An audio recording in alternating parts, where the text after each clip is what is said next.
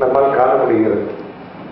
இன்னொரு விஷயம் கூட சொன்னேன், யோகியரை பார்க்க ஒரு தடவை நான் போட்டு நேர்மை சாமி மடத்தை விட்டு கிளம்பி போட்டுக்கிட்டு வந்து 4 கோடி ரூபாய் இளையராஜா பிரம்மாண்ட கட்டடத்தை கட்டி கொடுத்தப்போ யோகியார் அவர்கள் கேட்ட கேள்வி, why this big palace for this beggar?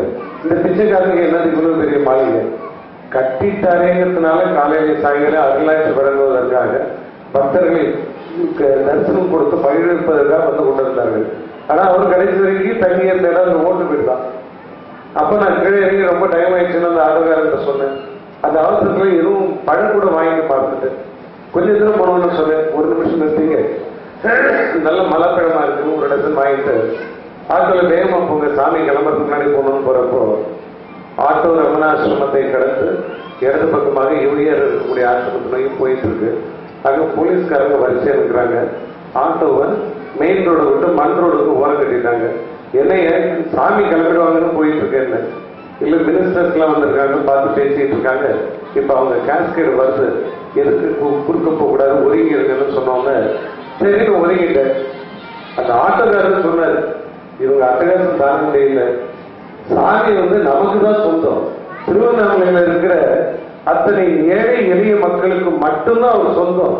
இந்த மந்திரிங்க நீங்க முந்திரி கொண்ட மாதிரி நம்மளுக்கு பிரச்சனை பண்றாங்க, என்ன பண்றது சொல்லுங்க அப்படின்ட்டு அவரே கொஞ்சம் நொந்து போய் தான் ஓரத்தில் இருந்தாரு. அதுக்கப்புறம் ஒரு 5 மினிட்ஸ்ல ஒரு 20 கார் எந்த மினிட்ஸ்ல எனக்கு தெரியாது போயிட்டு இருந்தாங்க. அதுக்கு அப்புறமா ஆட்டோவை மேலே ஏற்றிக்கலாம்னு சொல்லி போலீஸ் எல்லாம் கூட தீர்த்து போயிட்டாங்க. ஆட்டோ ஏறி கொஞ்சம் தூரம் போயிருப்போம், ஒரு 2 நிமிட பிரயாணம். அந்த சாமி காரை எழுந்த மாதிரி வரும். யோகியாரோட காரை பார்த்தாலே அந்த டிரைவர் அதை 10 கிலோமீட்டர் ஸ்பீடு மேல ஓட மாட்டாரு.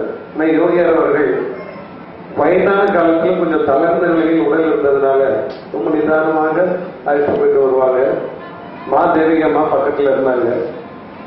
நான் ஆட்டோ விட்டு கீழே இறங்கிட்டேன். ஏன்னா சாமியோட கார் வந்துச்சு, இனிமேல் ஆசிரமத்தில் போய் அவர்களை தரிசனம் செய்ய முடியாது. வீட்டுக்கு போனாலும் ஈவினிங் 4 o'clock தரிசனத்திற்கு பகவான் அப்பொழுது வந்து கொண்டிருந்தார்கள். சில நாட்கள்ல உடல்நிலை சரியில்லைனாக்கா எனக்கு ஈவினிங் செஷனுக்கு வர மாட்டாரு. நான் என்ன செய்ய முடியும், அண்ணாமலையார் தான் வேண்டிக்கிட்டேன், ஈவினிங் செஷனாவது வந்தாருன்னா பார்த்துட்டு போகலாம். இல்லை ஈவினிங் செஷன் வரலன்னா நைட் இங்கே தங்கிறது, நான் காலையில் அவர் பார்த்துட்டு தான் போறது. அவர் பார்க்கணும்னு வந்தாச்சு, பார்க்கணும் போறது இல்லை. ஆட்டோ விட்டு கீழே இறங்கணும்னு இருந்தேன். கையில் இந்த மலைவாழ்ப்பு சீப் அப்படியே இருக்குது. காரை கரெக்டா அந்த ஆட்டோ கிட்ட நான் இருக்கிறத பார்த்துட்டு டிரைவர் ஸ்டார்ட்டுக்காக சாமி சொன்னேன். கார் நிறுத்தினான், கண்ணாடி கீழே இறக்கி விட்டு கமல் நீ வாண்டட் சீனியனும் அப்படின்னாரு. எனக்கு ஒரே ஆச்சரியம் தாங்க முடியல, என்னடா சாமி நம்மள பார்த்து கார் பண்றாருன்ட்டு கிட்டக்கு போய் கார் கிட்ட நின்றதே தவிர so you have seen me now, you can go back, you don't need to stay back for the night அப்படின்னு சிரிச்சாரு. Yeah, I had your darshan, I'll go back அப்படின்னாக்க இப்படி கேட்டுக்கிட்டே இருக்காரு. இந்த வாழைப்பழத்தை நான் கையில் வச்சுட்டு ஆக்சுவலி சாமி கிட்ட கூப்பிட்டு பேசின அந்த இன்ப அதிர்ச்சியில அவருக்காக தான் இந்த பழம் வாங்கினோம் சுத்தமா மறந்து போய் என்னையே மறந்து போட்டு என் கையில இந்த பழமும் மறக்கத்தானே மறக்கும் அப்படின்னு இருந்தேன். அப்ப அவர் திரும்பவும் கேட்கிறாரு, இதை கொடுத்தனாங்க அவர் உட்காந்து பேசிக்கிட்டே இருக்காரு. எனக்கு புரியல. கடைசியா கேட்டு விட்டாரு,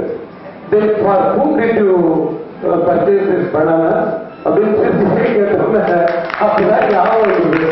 அதான் இதுக்காக சில கார் நிப்பாடிக்கிட்டு இருக்காரு. அப்படியே சீப்போட தூக்கி கொடுத்தாரு. அதுல பாதி சீப்பு பிரிச்சு தேவி கிட்ட கொடுத்தாரு. I will have it for my life அப்படின்ட்டு மீறி 6 சீப்பை என் கையில கொடுத்து okay you can go back to Madras and before leaving to Madras give this bananas to Ramana அப்படின்னாரு. கார் எடுக்க சொல்றாரு. கிவ் திஸ் பனானாஸ் டு ரமணான்னு சொன்னோடனே எனக்கு ஒண்ணுமே புரியல. ரமணான்னு யாராவது ஆசிரமத்தில் வேலை செய்யறவங்க இருக்காங்களா, அவங்ககிட்ட கொடுக்க சொன்னாரா, என்ன புரியல. ஆசிரமத்துல எனக்கு சாமி தவிர யாரையும் தெரியாது, தெரிஞ்சு இஷ்டப்பட்டது இல்லை. அதனால எனக்கு தெரிஞ்சு இன்னொரு ரமணா திருவண்ணாமலையில ரமண மகர்ஷி தான். சரி இது என்ன அங்கதான் கொடுக்க சொல்லிட்டாலும் சரி போய் அவங்க கரெக்டா ஷார்ப்பா ஐயருங்க கேட்ட பூட்டிட்டாங்கன்னா ஈவினிங் தான் திறப்பாங்க. அப்படிலாம் யாருக்காவது வெயிட் பண்ணி எனக்கு தெரியாது. ஏன்னா திருவண்ணாமலை அதுதான் போய் பார்த்துருக்கேன். ரமணாசிரமத்தில் ரொம்ப ஸ்ட்ரிக்டான டிசிப்ளின் இருக்கும். அந்த பூஜை செய்யக்கூடிய அந்த ஐயர் வீட்டுக்கு கிளம்பிட்டு இருக்கிறவரு கேட்டை பூட்டாம, சமாதியில இருக்கிற கேட்டை பூட்டாம ஒரே பதற்றமாக நின்று கொண்டிருக்கிறார். ஒருவேளை இவருக்கு தான் சொல்லி இருப்பாரு சாமி அப்படின்னு நான் உள்ள போற, வாங்க வாங்க வேகமா வாங்க, அந்த பழத்தை வகையில ரமணத்தை வச்சுட்டுனா ஆத்துக்கு போய் சாப்பிடணும், நான் பசியோடு இருக்கிறேன். எனக்கு ஆச்சரியமா போச்சு.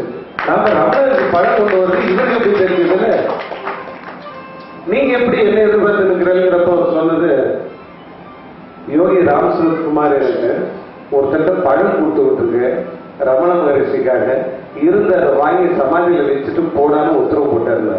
யோகியார் எங்க கார் விட்டு இறங்கி போனாரு, ஸ்டூல் அதுலதான் போச்சு, சூட்சமா போச்சு.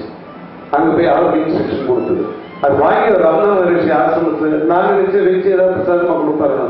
அது அவர் சொல்லிட்டே போயிட்டாரு, no this is type by யோகியார் டு ரமண பகவான், நீங்க வீட்டுக்கு போலான்ட்டு. சந்தோஷமா இருந்தது. அதுல ஒரு பழத்துக்கு ஒரு பழத்தை கொடுக்கறத விட நான் கொடுத்தத முழுமையாக யோகியார் 50%, ரமண மகரிஷி 50% ஏற்றுக்கொண்டு அனுகிரகித்தார்கள். அந்த சந்தோஷத்துல கிரிவல பாதையில கூட சுத்தாம நான் வந்து பஸ் பிடிச்சு மெட்ராஸுக்கு வந்துட்டேன். சிவன் பேச்சு விட்டான், சிவன் நம்முடைய வாழ்க்கை சாப்பிட்டான், நம்முடைய வாழைப்பழத்தை விரும்பி கேட்டு வாங்கி கொண்டு விட்டான். இனிமேல் நமக்கு என்ன அந்த கோயிலுக்குள்ள வேலை இருக்குது. அந்த மாதிரி இறை அனுபவம் என்பது ரொம்ப ஆச்சரியமான விஷயம். யோகியாற்ற போய் பார்த்தவங்க எல்லாம் ஒரு சிலருக்கு ஒரு அற்புதங்களை பார்த்திருக்காங்க. எங்க குருநாதர் சொல்ற ஒரு அற்புதமும், வடக்கு ஒருத்தருக்கு இவர் வெரி சீரியஸ், இவர் IAS ஆபீசர், சென்ட்ரல் செக்ரட்டேரியட்ல இவர் சொல்லுங்க வெரி கீ பொசிஷன். அதுக்கு உடம்பு சரியில்லாம எய்ம்ஸ்ல அட்மிட் ஆயிருந்தாரு. எவ்வளோ ட்ரீட்மெண்ட் பண்ணி பார்த்தாங்க, டாக்டர்ஸ்லாம் வந்து இவர் பிரைவேட் டாக்டர் சொல்லிட்டாங்க. அந்த அப்பா வந்து நம்ம ஊர்ல இருக்கிற அகஸ்திய நாடி மாதிரி அங்க இருக்கிற பிருகு நாடி, பிருகு மகரிஷியோட நாடியை போய் பார்த்தாங்க. பிருகு நாடியில கிளியர் கட்டா சொல்லியிருந்தாரு, உன் வீட்டுக்காரன் பிழைக்கலாம்னா அது ஒரே ஒரு வழிதான் உண்டு. தமிழ்நாட்டில் திருவண்ணாமலையிலும் ஒரு இடம் இருக்கு. அந்த திருவண்ணாமலையில யோகி ராமசுரத்குமாருக்கும் ஒரு ஆள் சுத்திட்டு இருக்காரு. அவர் காலில் போய் வீடு 7 அவர் கையால் கொடுக்குற விபூதியை வாங்கிட்டு வந்து தண்ணியில போட்டு கலங்கி கொடுத்தா உன் வீட்டுக்காரன் பிழைச்சிடும். இல்லைன்னா அப்புறம் ஆண்டவனை பிரார்த்தனை பண்ண வேண்டியதான் வந்துச்சு. அந்த அம்மா தமிழ்நாடே தெரியாது, பிளைட்டை பிடிச்சி மெட்ராஸ்க்கு வந்து அங்கே ஏர்போர்ட்ல கேட்டு திருவண்ணாமலைக்கு போகணும்னு ஒரு டாக்ஸியை பிடிச்சி அங்கே ஓடி போய் யோகியார் போய் பார்த்து ஓடு விழுந்து அழுதாக்க அவர் உட்கார்ந்துட்டு what this beggar knows, it's all my father who does, நீங்க போய் கோயில் எங்க அப்பனும் பார்த்துட்டு போங்கிறது. அந்த அம்மா சொன்னாங்க, பாருங்க உங்க அப்பா உங்க பாட்டெல்லாம் பார்க்க நான் வரல, பிரிவு என்று சொன்னது உங்களை பார்க்க, நீங்க என்னதுக்கு அப்புறம் உங்க அப்பன் அனுப்புவீங்க, உங்க அப்பன் பார்க்கன்னு அனுப்புவோம். எனக்கு இந்த வேலையெல்லாம் வேண்டாம், எனக்கு நீங்க விபூதி கொடுக்கணும். நான் எடுத்துட்டு ஈவினிங் பிளைட்டை பிடிச்சி டெல்லிக்கு போய் ஒரு கலைக்கு கொடுத்து காப்பாற்றணும். அப்போ யோகியார் என்ன செஞ்சாருனாக்க, அவரெல்லாம் பேக்கிங்ல முடியலாம், விபூதி பொருளெல்லாம் போட்டுக்கலாம் போறதுலாம் கிடையாது. சிவனுக்கு என்னதுக்கு பேக்கிங்ல விபூதி போடலாம் இல்லையா, நமக்கு தான் எல்லாம் தேவை. ஆனா இந்த அம்மா விபூதி கை இவருக்கையான வாங்கிட்டு போய் கரைச்சு கொடுத்தாதான் அவங்க வீட்டுக்காரர் உயிரோட இருப்பாருங்கிற முடிவோட இருக்காங்க. அண்ணாமலையாற்ற விரட்டுறாரு, போகவும் மாட்டேங்கிறாங்க, பிடிவாதமா நின்றுட்டு இருக்காங்க. யோகியார் அப்படியே நைஸா ஜோபில் கை விட்டு, ஓ தேங்க் காட், இதுவும் ஒரு பேக்கெட் மிஞ்சி இருக்கு, you take this and you rest out டெய்லின்னு சொல்லி கொடுத்தாரு. அந்த அம்மா வாங்கிட்டு போயிட்டாங்க, கலக்கி கொடுத்தாங்க. உங்க வீட்டுக்காரர் உழைச்சிட்டாரு. சிவசங்கர் பாபா பக்கத்துல இருந்தது சந்தேகம் வந்து, சாமி எப்பயும் பேங்க்ல விபூதி போட்டலாம் நீங்க வச்சு சுத்த மாட்டீங்க ஜோபில், இப்ப எங்க இருந்தது வர வச்சீங்க? யோகியா திருச்சிக்கிட்டே சொன்னாரா, இதுக்காக எந்த பயலையும் அந்யோன்யமா பக்கத்திலேயே வச்சு விடாது. எல்லா ரகத்தையும் கண்டுபிடிச்சு தொலைச்சிட்டோம்னா கியூ வச்சிருவான். டெய்லி யோகியார் வெளியில வர முடியுமா பாருங்க, 1000 பேர் எங்கேயும் போக. யோகியார்லாம் கட்டு தெரிய இல்லாத ஒரு பரமஹம்சம் என்று சொல்வார்கள். ஹம்சம்னா பறவை, அது மேயத்துக்கு மேல எந்த கட்டுப்பாடும் எல்லாம் பறந்துட்டு இருக்கிற மாதிரி அவர் எந்த ஒரு கோஷ்டிகிட்டையும் போய் மாட்டிக்கல, எந்த ஒரு செட்டப்லயும் மாட்டிக்கல பாருங்க. எல்லா சமயம் ஒரு மடம், ஒரு ஆசிரமம் அப்படின்லாம் சொல்லிட்டு மிகுந்த சிரமத்துக்கு ஆளாயிடுறாங்க. யோகியாருக்கு எந்த ஒரு கட்டு கிடையாது. அவர் காத்து வீசுற மாதிரியே வீசிட்டு இருப்பாரு. அங்க ஒரு ஆஸ்பத்திரி கட்டினாரா, ஸ்கூல் கட்டினாரா, பெட்டு போட்டாரா, எதுவும் செய்ய மாட்டாரு. ஒரு மாணவனை கண்பட்டாலே எல்லாம் சரியா போச்சுன்னா அப்புறம் இதெல்லாம் தேவையில்லைங்கிற கருத்துல இருக்கிறவர் அவர். அப்ப யோகியார் அவர்கள் உண்மையிலேயே சூட்சுமம் காணிமடத்தில் இருக்கிறதுங்கிறத சரீரத்துக்குள்ள அந்த சூட்சும ஸ்தூலத்தோட ஐக்கியப்பட்டிருக்கிறதையும் சொன்ன வார்த்தை தான். That is nothing new. இப்பொழுது அது புதிதாக ஒன்றும் வெளிச்சத்துக்கு வரல. யோகியார் அவர்கள் எப்பயுமே கொஞ்சம் அவருக்கு விசாரணை பண்ணிக்கணும்னு காணிமடத்தில் தான் போய் தங்கியிருந்தாரு. நாம் காணிமடத்திற்கு சென்றிருக்கிறோம், ஆனால் சாமியை நாங்கள் பார்க்கல. அப்ப சாமி வந்து மலேசியா டூர் போயிருந்தாரு. காணிமடத்துல என்னோட ஆபீஸ்ல வேலை பண்ணக்கூடிய மிஸ்டர் சிவாங்கிறவரும் வந்திருந்தாரு. அவரும் இருக்காரு, அந்த சர்வீஸ்ல இருப்பாரு நினைக்கிறேன். அவர் ஊர் வந்து நார்மலுக்கு பக்கத்துல இரண்டியல்கிற கிராமம். அதனால அங்க போயிட்டு நாங்கள் காணிமடத்துக்கு போவோம்.